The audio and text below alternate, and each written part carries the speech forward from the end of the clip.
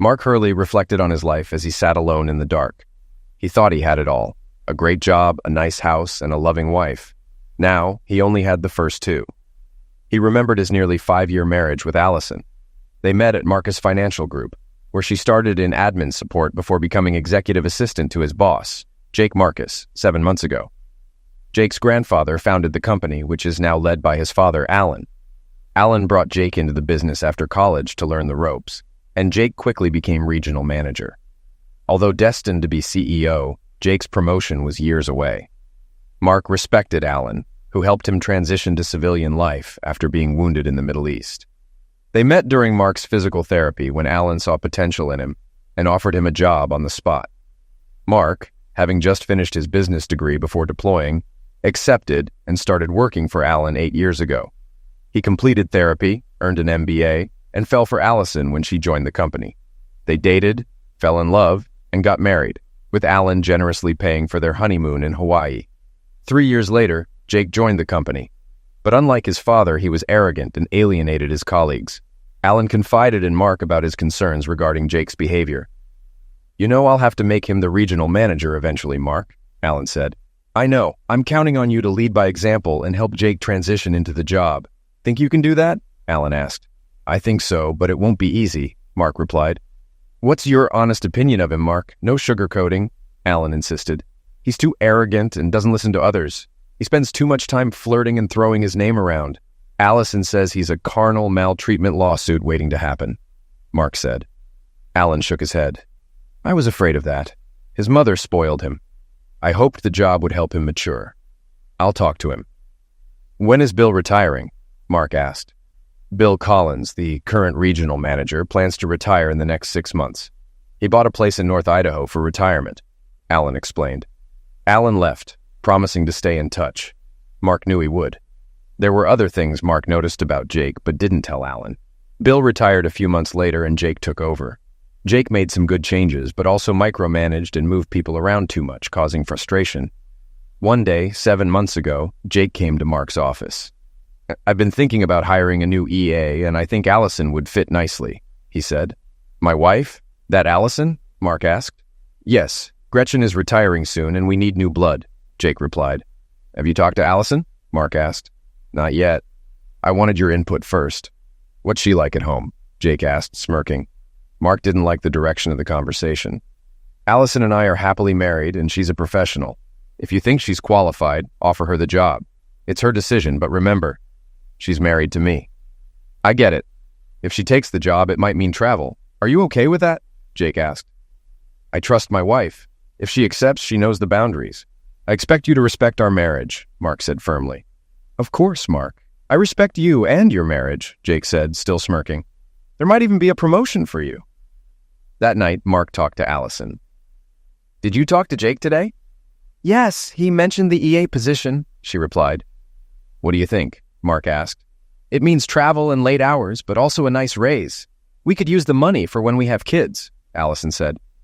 "Are you concerned about anything?" Mark asked. "I'm aware of the rumors, but do you trust me?" she asked. "Of course I trust you, but I don't trust him. He asked about you at home, which felt inappropriate," Mark said. "That's just Jake." "What did you tell him?" she asked. "I said you're a joy to be around and that we're happily married," Mark replied. "Good. I think I'll take the job," Allison decided. They went to bed and made love before falling asleep.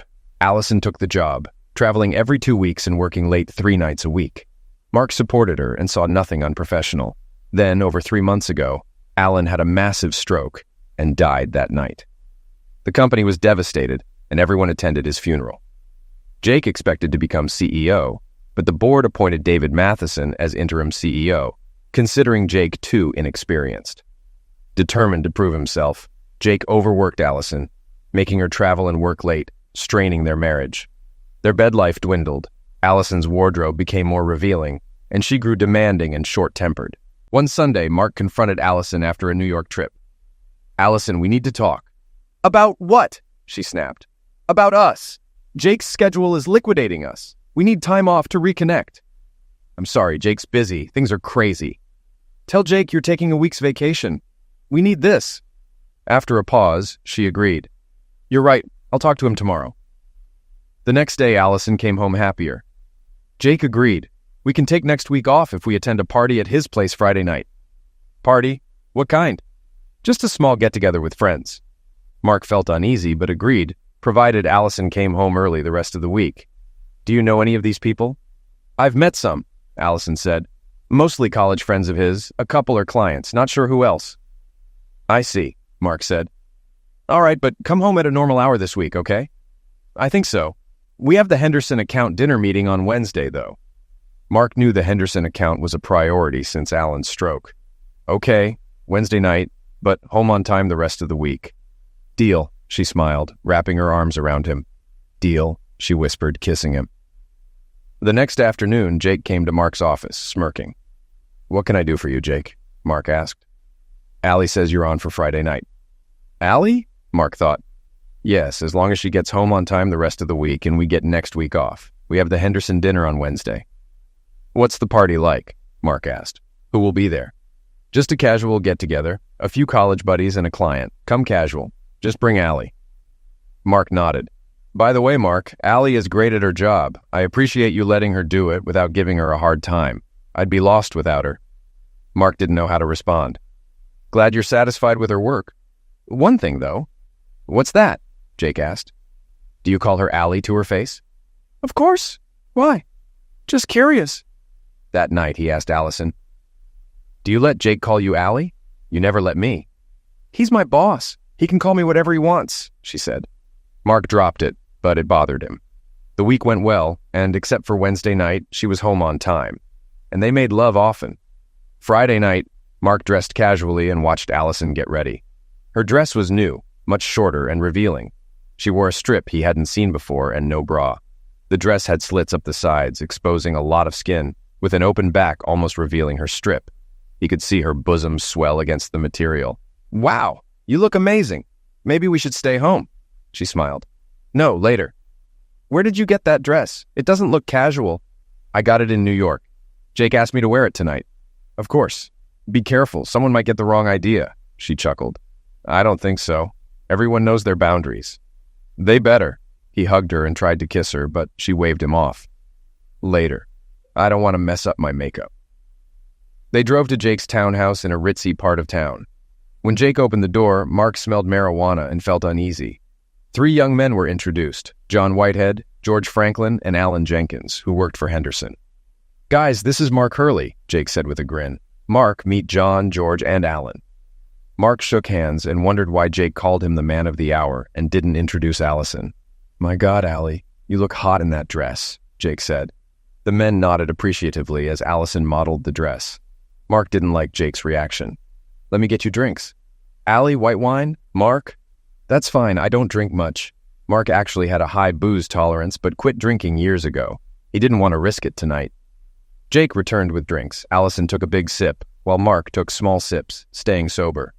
Jake invited everyone to the living room. Mark noticed Allison sat on a love seat, and Jake quickly sat next to her. Mark took a seat opposite them, watching closely. Sorry, old buddy, force of habit, Jake said. No problem, Mark replied, glancing at his wife. They chatted until Jake asked, My dad said you were in the Marines? Yes, 5 years before a medical discharge, Mark answered. John asked, You ever see combat? Eliminate anyone? Mark nodded. Both. Allison looked surprised. You never told me that. It's not something I like to talk about. George pulled out a bag of marijuana. He rolled a joint and passed it around. Mark declined. Thanks, but no. I like to keep a clear head. Jake insisted. Lighten up, Mark. It's a party. You go ahead. I'd rather stay sober. Your loss. Besides, you can stay here if you get too messed up. You're off next week anyway. He turned to Allison. Rifle? Allison smiled and nodded. Sure. Jake blew smoke into her mouth, and she inhaled, coughing slightly. That's good stuff, she said. Mark was stunned, not recognizing this side of her. Jake handed the joint back to George.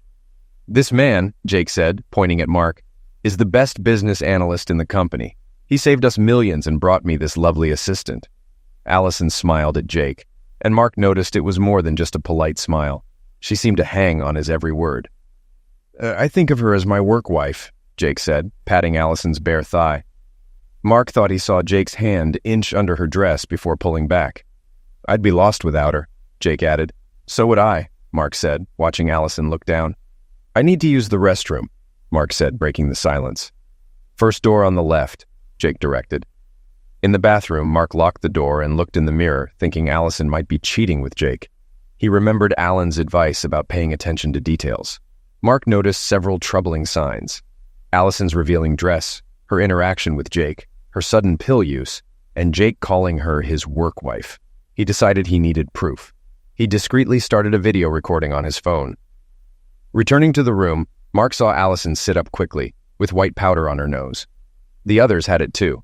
Mark sipped his drink and saw undissolved powder at the bottom. What the hell? He felt suddenly tired and incoherent. Are you okay? Allison asked. Jake and the men stood up, with Allison grabbing Jake's arm. Mark tried to stand, but couldn't. Take a nap, Mark, Jake said as the men put his feet up. Allison removed his shoes, and Mark noticed her strip on the love seat. Allison covered him with an Afghan. I'm sorry, Mark, I really do love you, she whispered, kissing his forehead. He fell into a deep sleep. When he woke, the house was dark and silent except for snoring upstairs. He realized he'd been out for over 3 hours. He stopped the video recording and crept upstairs. In the master suite, he saw Allison unclothed on Jake's bed with one leg over him. One of the 3 men was also undressed next to her. The other 2 were asleep, one on a couch and the other in a recliner. Mark quietly returned downstairs. He needed to find out what they dosed him with, so he rummaged through Jake's kitchen and found a Tupperware container. He poured the drink into it and sealed it. Back in the front room, he took Allison's keychain from her purse and found an unfamiliar key.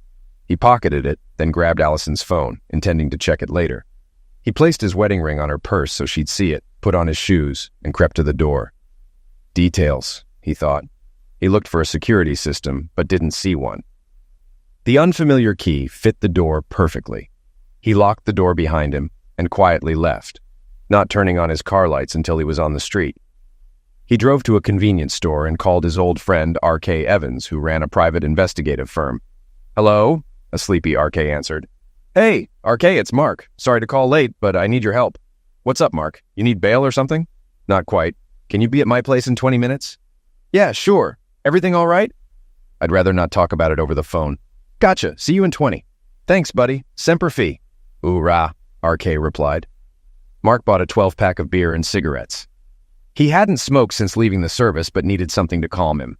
At home, he put the beer in the fridge, lit a cigarette, and sat on the couch, using a candy dish for an ashtray.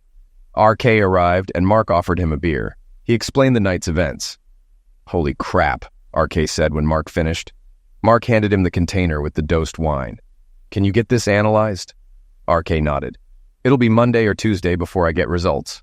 I need everything on Jake Marcus, John Whitehead, George Franklin, and Alan Jenkins. Jenkins works for Henderson Manufacturing. Here's a video of them. Got it, R.K. said. Do you want surveillance inside Jake's place and yours? Yeah, if you can. I have a key. I didn't see a security system. R.K. took the key. No problem. How'd you get this? I took it from Allison's keychain. R.K. nodded. You probably can't use any video from inside his place as evidence. I figured. This is personal. I understand, R.K. said. Mark handed him an extra key to his house and the security system code.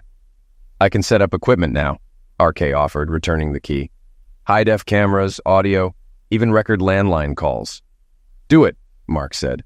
How much will this cost? Don't worry about it. You saved my skin in the Middle East. This is the least I can do. Thanks, old friend. At least let me cover your costs. All right, R.K. said. Let's go through the video for clues. Mark started the video from the beginning. Stop right there, R.K. said. Mark paused it. Back up a bit. They watched as the camera captured Allison finishing a line of white powder on the coffee table. Mark stopped the video. Damn, Mark said. I saw her just as she sat up. That definitely looks like powder on the table. Yes, it does, R.K. replied. Interesting. Have you ever known Allison to use pills? Mark shook his head. No, never. Let's see what else is on here. Mark resumed the video, and they watched as he sat on the couch across from Allison. Hold up. Mark paused the video. What's that on the love seat? R.K. asked. Mark looked closely. It's Allison's strip. I saw it before I passed out, but thought I was imagining it. She must have taken it off after I went to the bathroom. He resumed the video, and they saw when the pill affected Mark. The camera showed him lying down, with the others looking down at him. They heard Allison ask if he was okay and Jake telling him to take a nap. Allison then leaned over and whispered in his ear. "You sure you don't want to tie him up and make him watch us?" George asked. "No," Allison said. "This is enough for one night. We have all week." "We can always step things up if he doesn't go along," Jake said. "You know John swings both ways. Maybe he could show Mark the other side," he added, laughing. Mark's face turned red as he heard Allison join in. "I'd like to see that," she said. "Really?" John asked. "You'd let me screw your husband?" "Sure, why not?" she said. "Maybe if you're nice, you can get him to do more." They all laughed again. "I've never done a Marine before," John said, "but I doubt he can give as good a head as you." Mark fought the urge to throw his phone. "Seriously, Jake, is he going to be okay? You didn't give him too much, did you?" Allison asked. "Nah, he'll be fine," Jake said. "He'll sleep for about 12 hours and wake up with a headache. He'll think he drank too much. Tomorrow I'll introduce him to the really hard stuff. By next week, old Mark will be a powder user. Maybe I'll even have him work the street for me. Too bad dear old Dad isn't around to see his golden boy fall." "Is that why you hate him?" Allison asked. "That's all I heard about in college," Jake said. "How Mark went to school while serving and fighting for America. How he worked hard while defending the country. Sometimes I thought Dad would rather have Mark as a son than me. Well, guess what, Dad? I'm Mark's boss now. I have Mark's woman, and by next week your golden boy will be a powder user." They all laughed. "Are you boys with me?" Jake asked. They all said yes. "What about you, Allie? Are you with me? If not, you'll be on the street with him." "I'm with you, sweetie," Allison replied. "I've grown to love this too much to walk away." They assumed she was referring to Jake's manhood. "All right then," Jake said. "Let's go upstairs and start the real party." "Goody," Allison said, heading upstairs. "This time make me airtight." The video recorded sounds of lovemaking from the bedroom. Mark stopped the video and put his head in his hands. RK placed a reassuring hand on his shoulder. "This is going to be tough, but we'll get you through it," RK said. Mark nodded. "Thanks, RK." "What will you do?" "I'm divorcing her." "No doubt about it." "I understand." "Why don't you get away for a few days? Let me handle this." "What are you planning?" Mark asked. "It's best you don't know. We just witnessed a criminal conspiracy. Someone will go to jail, but we need you safe." "But I can help," Mark insisted. RK shook his head. "No, you're in danger. Remember Gunny Johnson? He's in Vegas now. He owes me favors and can set you up with a place." "Okay, let me wire the place for audio and video first," Mark said. "Stay focused, understand?" "Yes, thanks, RK. You're a good friend." RK smiled. "Semper Fi, bro. Do or die." "Hurrah!" Mark replied. Mark went to the porch with a beer while RK wired the rooms and tapped the phone. He set up the audio and video to be stored on a cloud server and gave Mark access details and the switch for the system. "I'll call Gunny tomorrow and let you know. Don't do anything stupid. Understand?" "I understand, RK." "Good. Hang tough, my friend. I'll be in touch." "Thanks again for everything," Mark said. After RK left, Mark turned on his computer and checked his bank accounts. He still had an account in his name from before the marriage, into which he had been depositing 10% of his earnings. Originally meant as a surprise for Allison, he transferred half of their joint account funds into this old account and paid off and canceled their joint credit cards. He still had a personal credit card from his original account. He packed clothes for a few days and loaded the suitcases into his car. Inside the house, his eyes fell on their wedding portrait over the fireplace.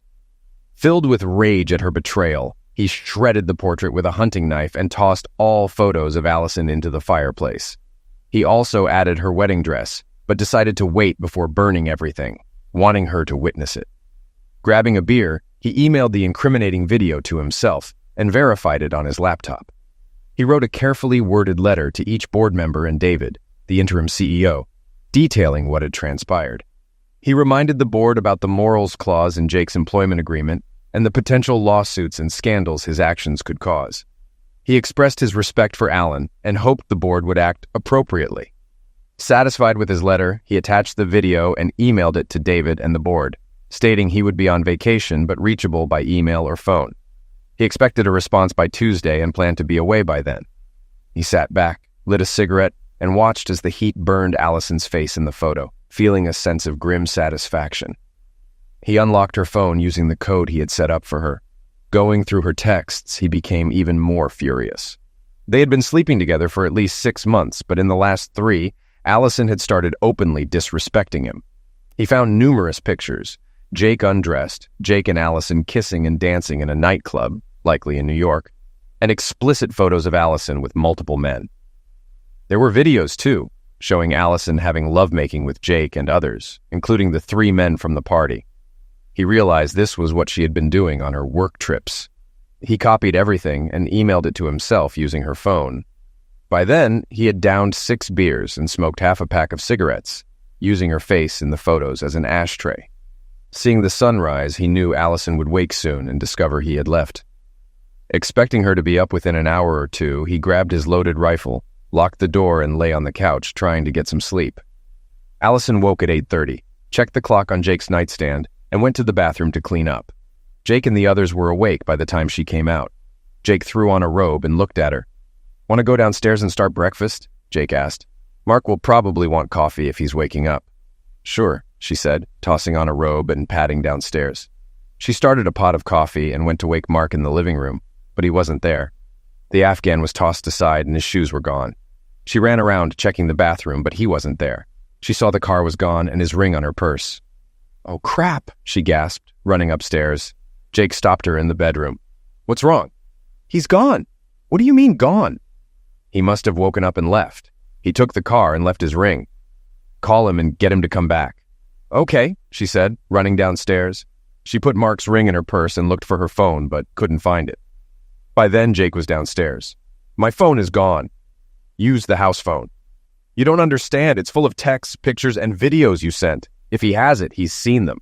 "Don't worry. Just get him over here. We'll handle it. Now call him." Allison picked up the house phone and nervously dialed Mark's cell. "Hello?" Mark answered, sounding groggy. "Mark, sweetie, it's me." "What the hell do you want?" he growled. Allison recoiled. He had never spoken to her like that before. She realized he must be super pissed, but she had no idea just how much. "Mark, honey, you weren't here when I got up, and I was worried. Are you all right?" "What the hell do you care, witch?" "Sweetheart, I need you to come pick me up at Jake's house. Can you do that, please?" Mark laughed. "Screw you. I may have been clueless yesterday, but not anymore. You don't get to call me sweetheart or honey ever again. Mark, please don't be angry. I do love you." "Yeah, right, witch. Tell me another one." "Mark, we need to talk." "Damn right we do." "Then come pick me up at Jake's so we can talk on the way home." "Wrong answer, witch. I'm not coming over there. If you want to talk, walk or call an Uber. The only thing we need to discuss is how to split everything up." "What do you mean, split everything up?" "That's what happens in a divorce, witch." "I don't want a divorce. Can't we work this out?" "I didn't want to be dazed and cucked either. Get home if you want to talk, but don't let Jake or anyone else come here. I'm armed, and I'll blow their heads off if they step foot in my house. Got it?" "Okay, I'll call an Uber. Do that and bring cash, or your ATM card." "Why?" "Because your credit card doesn't work anymore." "Why doesn't it work?" "I canceled it last night." "Oh," she said quietly. "By the way, know where my phone is?" "Yeah, it's here on the coffee table." "Got an interesting collection of pictures and videos. Now I know what you've been doing these last 3 months. They'll help my divorce case." "Oh my God, Mark, I'm really sorry. I never wanted to hurt you." "Shut up, witch. Save your excuses for someone who cares. If you want to talk, do it now and come alone." "I'll be there, Mark." Ending the call, she looked at Jake. "Well?" Jake asked. "He's not coming. I have to go there to talk to him." "All right, we'll take you then." She shook her head. "No, he's armed. He said if any of you show up, he'd eliminate you. I've never heard him so angry." Jake thought for a moment, then went to his study. He came back with a syringe. "Here's the plan. Put this in your purse. Call an Uber, and we'll follow you to your place. When you get a chance, inject this into his arm. Then call me. We'll pick him up and put him in my trunk." "What is it?" she asked. "A special concoction, some dope, smack, and something to knock him out. It works fast and won't hurt him. Just stick him with it and call me when he's out. Got it?" He handed her the syringe and she put it in her purse. "Okay," she said. "Just promise you won't hurt him." "We'll do our best. Right, boys?" he said, looking at the 3 men who laughed. "Call for your ride." She arranged an Uber to pick her up in 30 minutes and went upstairs to finish getting ready. When the driver arrived, she left. Jake and his friends followed, parking a block away. They didn't notice the white van parked across the street. A few minutes after speaking to Allison, Mark's phone rang. It was RK. What's up? Mark asked. Just wanted to let you know my boys picked up a conversation between your wife and her accomplices, RK said. What? Mark asked. Modern technology, my friend, RK said. A parabolic microphone picked it up. Your wife is getting an Uber, and her buddies are following. They're planning to dose you and kidnap you. It's in her purse. She'll hit you with it when she can. My boys will follow Jake and his crew. Damn, Mark said. Yeah, RK said. Be careful. I'll text you when they leave. Turn on the surveillance gear when she gets there, and I'll monitor it. I'm just down the street. I'll call the cops when needed. Be ready. Okay, thanks. About half an hour later, Mark got the text. On the move. Showtime, Mark muttered. He had about 20 minutes before they arrived, so he stashed the rifle where Allison wouldn't find it easily and turned on the surveillance gear. In the kitchen, he grabbed a Ziploc bag for the syringe and a tissue. Watching from the window, he saw the Uber pull up and Allison nervously exited the car, clutching her purse. He turned on the fireplace, setting the photos and her dress ablaze. When she walked in, she grimaced at the cigarette smoke. Her eyes widened at the sight of the burning portrait and her wedding dress. You're burning my wedding dress? Our pictures? Mark, why are you doing this? Tears streamed down her face, but Mark was unmoved. I wanted you to see what your actions have done to us. She glanced at the beer bottles and cigarette butts in her candy dish. I thought you had a low booze tolerance, and I never knew you smoked. I quit smoking, and as for drinking, I get mean when drunk. I nearly liquidated a man once. I chose not to drink again, just like you chose to become Jake's witch. Oh my God, Mark, what have I done? You tell me. What happened to you? You used to be so sweet and kind.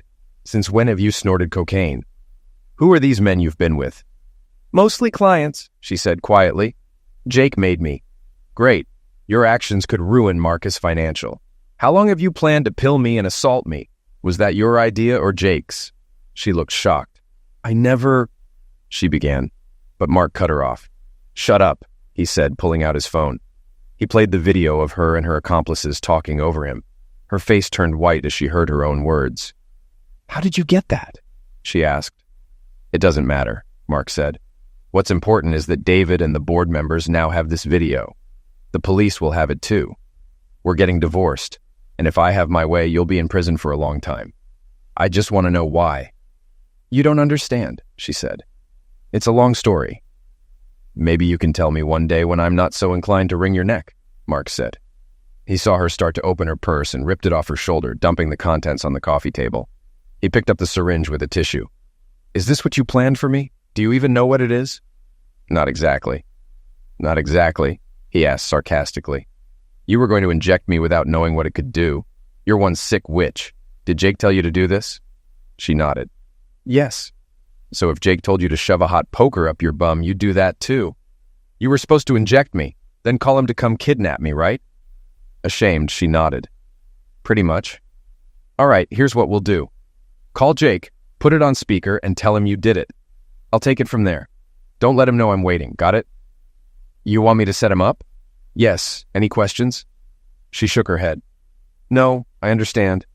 Good. Now do it, and no tricks. Mark watched as she called and put the phone on speaker.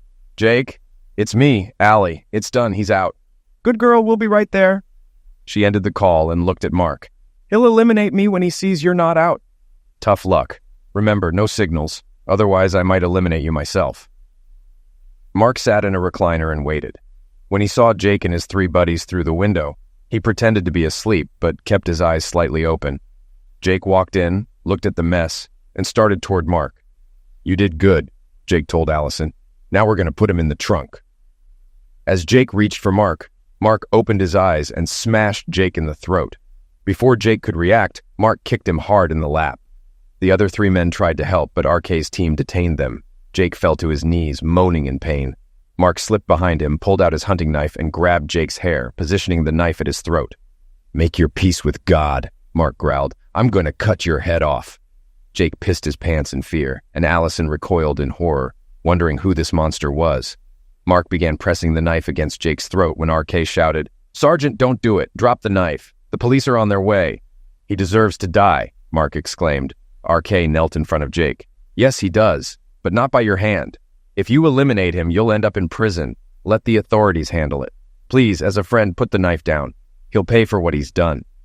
Mark looked at RK, feeling Jake trembling in fear. Slowly, he pulled the knife away and stood up. RK turned Jake over, zip-tied his hands, and told Allison to lay face down as he secured her hands. Hot tears fell from her eyes as she watched a picture of her and Mark burn in the fireplace. Mark sat on the couch, watching RK secure both Allison and Jake. The other three were secured in the front yard by RK's men. Police sirens grew louder as cruisers stopped in front of the house. "Hand me your phone," RK said. "I'll talk to the police before they come inside." Mark handed him the phone. As RK left, Jake turned to face Mark, his smirk finally gone. "My father always did love you more than me," Jake said. "Not true, Jake," Mark replied. "He always hoped you'd mature enough to step into his shoes one day." "Would you really have cut my head off?" Jake asked. "We'll never know, will we?" Mark replied. "But I promise you, where you're going, you'll meet people who won't hesitate like I did. And if you come after me again, I won't hesitate either." Jake laid his head back in silence. 3 large police officers entered, surveyed the scene, and read Jake and Allison their Miranda rights before escorting them to the cruisers. One officer picked up the syringe in the plastic bag from the coffee table. "Is this what they plan to use on you?" he asked Mark. "Yes, it is," Mark confirmed. The officer took Mark's full statement and said, "You were lucky, you know that?" "No, my fellow Marine had my back." The officer smiled and nodded. "Semper Fi," the officer said, shaking Mark's hand. "Ura," Mark responded. After the police left, RK joined Mark on the couch. "Got another one of those?" he asked, pointing at the beer bottles. "Think I have 1 or 2 left. Kinda early for this, don't you think?" "After this?" "No," RK said as Mark handed him a cold bottle. "How are you holding up?" "Okay. Feels like Iraq. I need to decompress." "Yeah, about that. I talked to Gunny. He'll take care of everything if you want to hang out in Vegas for a few days. Here's his number." "I might do that. Got some things to handle here first." RK handed Mark 2 cards. Gunny's number and a divorce lawyer, Michelle Hawkins. "She hates cheaters and expects you at 8 a.m. Monday." "Thanks for everything," Mark said. "Semper Fi, bro. Do or die," RK said. "Ura," Mark replied. After finishing their beers, RK stood up. "You have some cleaning to do.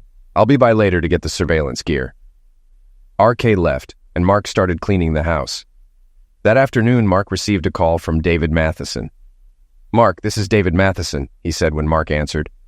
"Yes, Mr. Matheson, what can I do for you?" Mark asked. "Call me David. I got your email and saw the video, as did the board. We agree with your letter, which was impressive." "Thank you, David." "You're welcome. We also agreed to terminate both Allison and Jake's employment immediately, given they're in custody. I'm heading to the county jail to handle it personally. There's something else." "What's that?" Mark asked. "We think you should take a few days to unwind. Do you have someplace to go?" "A friend offered to look after me in Vegas. I have a divorce lawyer appointment Monday, then I'll head out." "Vegas sounds perfect. Enjoy your trip, Mark. We'll see you a week from Monday." "Thanks, David. I will." "One more thing. We unanimously decided you'd be the best person to take Jake's job." "Me?" Mark asked. "Yes. We're impressed with how you handled this, and the board values your work. There will be a salary increase and other benefits. You deserve it." "Thanks, David." "Don't thank me yet.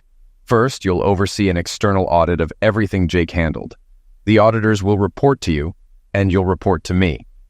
"I think that's a good idea. I've learned Jake had Allison engage in lovemaking with some clients." "Good God. Well, I'll leave that to you.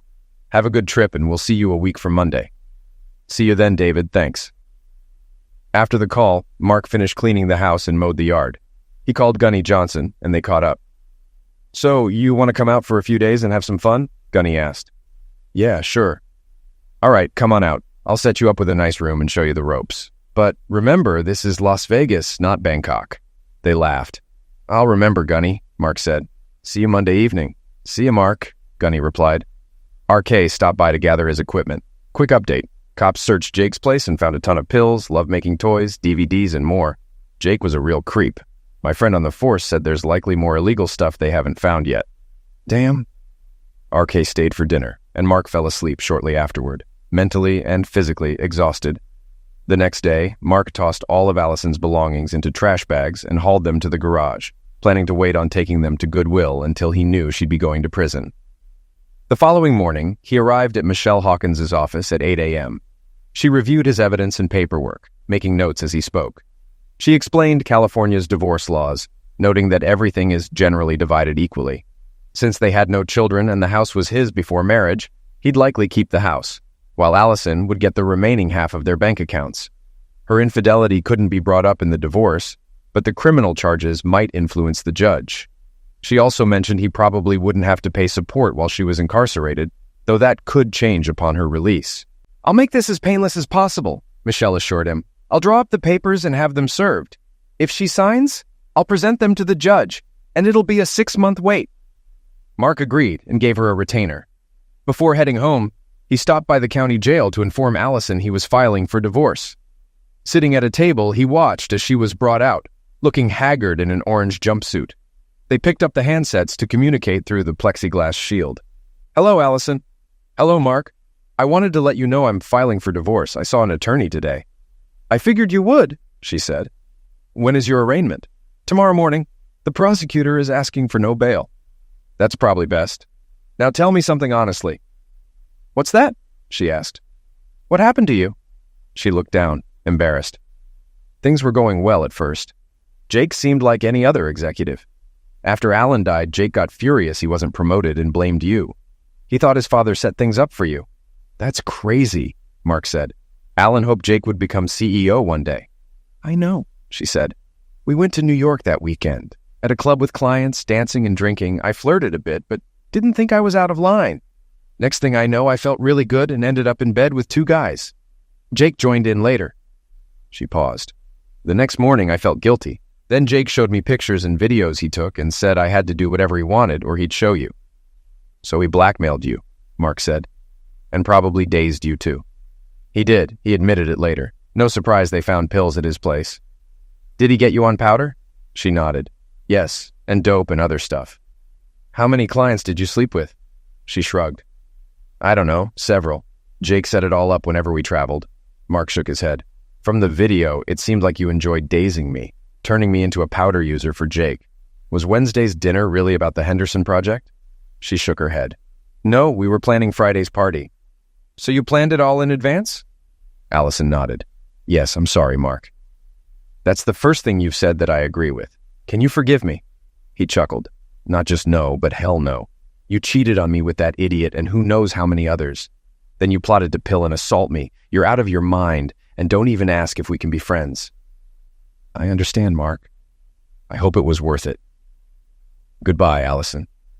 He hung up as tears fell down her cheeks. He went home, packed, and headed for Vegas. He met up with Gunny Johnson, and they reminisced over dinner. Gunny then showed him around, gave him gambling tips, and escorted him to his room. Inside, a lovely young brunette sat on the bed. She stood up as they entered. "Mark, this is Candy," Gunny said. "She'll be your tour guide while you're here." "Gunny, this isn't necessary," Mark said. "Nonsense, son. This is exactly what you need after what your wife put you through. Relax, have a good time, and remember, what happens here stays here, usually." They laughed. "I gotta go. You two have fun," Gunny added. Before he left, Mark turned to Candy. "Tell me, are you an escort, courtesan?" "Not anymore," Candy said. "Thanks to Gunny, I'm out of a bad situation. I'm clean, going to school, and working a real job. He told me about you and asked if I'd spend time with you. That's all. If you want, I'll leave and never bother you again." "No," Mark said. "He's right. I could use some companionship right now, and you're a very lovely woman. Would you like to go out for a drink?" "That sounds nice," she said, smiling. They went to the club, had a few drinks, talked, and danced for a few hours. Back in his room, she helped him forget his troubles. He woke up to find her beside him. They showered together and got dressed. "I have classes today, but I can meet you back here tonight if you want," she said. "Sounds like a plan," he said. They kissed before she left, and he went downstairs for breakfast. Then he headed to the casino to try his luck. Following Gunny's advice, he walked away with about $300. He spent it on dinner, drinks, and a show with Candy that night. Once again, she rocked his world. The rest of the week went about the same, and by Friday, he was ready to go home and move on with his life. Candy hated to see him leave, but understood. She gave him her phone number and email address in case he wanted to reach out again. He liked her, but doubted it would turn into a full relationship. She was much younger and had her whole life ahead of her. Still, he thought, who knows? He drove home with a smile. memories of Candy filling his mind. When he got home, he caught up on news about Allison and her group. The judge, after reviewing the evidence from the prosecutor, ordered them held without bail. He also received confirmation from Michelle that Allison had been served divorce papers. According to Michelle, Allison signed them right away and they were filed with the court. In 6 months, he would be free of her for good. The following Monday, he went to work and found all his things moved into Jake's old office. Everyone welcomed him back and wished him well in his new position. He settled in and met the external auditors. He got them situated and met his new assistant, Marcia Bodine. He had known her since she started with the company a few years ago. He liked Marcia, knew she was married, and she had received high praise from her previous supervisors. She also knew his situation and was careful not to mention it. The audit uncovered several irregularities in Jake's paperwork. For instance, he had fudged his expense account on trips he and Allison had taken. Then the auditors found that Jake had mismanaged some client accounts. This was reported to the SEC, and Jake soon faced federal charges. Mark and David spent the next few months cleaning up the mess Jake left behind. Luckily, they didn't lose any clients thanks to their quick response, but they had several uncomfortable conversations with other executives who were understandably upset. Meanwhile, Mark stayed in touch with Candy, mostly through emails. Eventually, she told him she had met someone at school and they were serious. He wasn't surprised and wished her well. At the same time, Allison and Jake's trials dragged on with more charges and motions. Mark found himself testifying against his wife and her accomplices, even though her defense team tried to discourage him, saying he wasn't required to testify against his wife. "I may not be required to, but I want to," he told her lawyer. "Besides, in a few weeks, she won't be my wife anymore." The jury was stunned by his testimony, and even more so when the video Mark took that Friday night was played for them. Finally, the day came for the jury to announce their verdicts. Mark and David sat in the courtroom, watching as Allison, Jake, and the other 3 men were brought in. None of them could meet Mark's gaze. By now, the trial had become a media spectacle. The court was called to order, and the judge asked if the jury had reached a decision. The foreman stood and confirmed they had. Everyone held their breath as the judge read through the charges, which included conspiracy to kidnap and assault. Jake faced additional charges related to the pills found in his townhouse and the lewd photos and videos he had with other women. They were all found guilty on every charge. The judge set the date for sentencing, and the 5 convicted conspirators were led out of the courtroom. Mark and David walked out, brushing past the throng of reporters pushing cameras in their faces. About 10 days later, the sentencing took place. The judge made it clear he was thoroughly disgusted with all 5 of them and essentially threw the book at them. Jake's 3 buddies got the lightest sentences but still faced 20 years in prison. Allison was sentenced to 25 years to life, and Jake received 50 years to life for his crimes. He would also face federal charges brought by the SEC to be handled in federal court. Allison sobbed as she was led out of the courtroom, while Jake looked down in shame as he was taken away. Jake's time in prison ended about 6 months later, when he was found decapitated in the shower, having angered the wrong people who didn't like his smug attitude. A month after the sentencing, Mark was in his office going over some paperwork when Marcia buzzed him on the intercom. "Mr. Hurley, there's a Dr. Kristen Marcus here to see you." The last name caught Mark's attention. "Send her in." The door opened and Mark saw an attractive blonde enter his office. Her hair fell below her shoulders and she wore a skirt that fell just below her knees. She smiled as she approached, extending her hand. "It's great to finally meet you, Mr. Hurley." He shook her hand and invited her to sit. "Please call me Mark. Would you like something to drink? Coffee? Tea?" "Coffee would be wonderful. Black, please, and call me Kristen." Mark asked Marcia to get them each a cup of coffee and sat down as his assistant left the office. "Marcus," Mark said, looking at her. "Are you related to Alan? His daughter, perhaps?" She smiled and shook her head. "No, I'm his niece." "I see. I'm surprised we haven't met before. I thought I knew everyone in Alan's family. I've been quite busy. I was in France when Uncle Alan died and couldn't make it back for his funeral."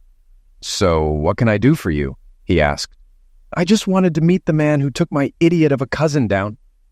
"I take it there's no love lost between you two?" She shook her head. "No, none," she said quietly. "I'm just glad he's finally paying for his crimes. I'm really sorry for what he did to you. From what I know, you didn't deserve any of it, and I'm sorry. I've heard a lot about you from my uncle." "So, I see you're a doctor. Are you a medical doctor?" "No, I have a PhD in business and economics. I teach at UCLA. My uncle and I shared many interests, but I'm more focused on academics.